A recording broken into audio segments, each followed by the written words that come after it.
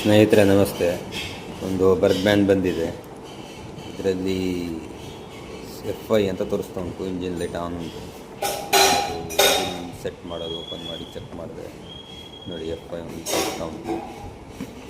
Check ಮಾಡೋದು ಒಂದು machine ತರಿಸಿಟ್ಟಿದ್ದೀನಿ. ಇದರಲ್ಲಿ ಚೆಕ್ ಮಾಡಿದೆ.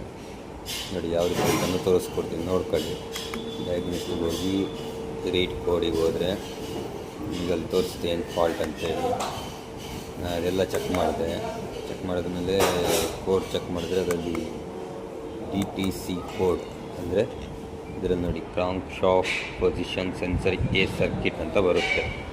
ಇದನ್ನು ಇರೇಸ್ ಮಾಡ್ತೀನಿ ನೋಡಿ. ಇವಾಗ ಇರೇಸ್ ಮಾಡಿದ ತಕ್ಷಣ ಹೋಗುತ್ತೆ, ಬಟ್ ಮತ್ತೆ ಸೆಲ್ಫ್ ಸ್ಟಾರ್ಟ್ ಮಾಡಿದ ತಕ್ಷಣ ಮತ್ತೆ ಬರುತ್ತೆ. ನೋಡಿ ಈಗ ಇರೇಸ್ ಕೊಟ್ಟೆ ನಾನು. ನೋಡಿ ಹೋಯ್ತು ನೋಡಿ ಈಗ.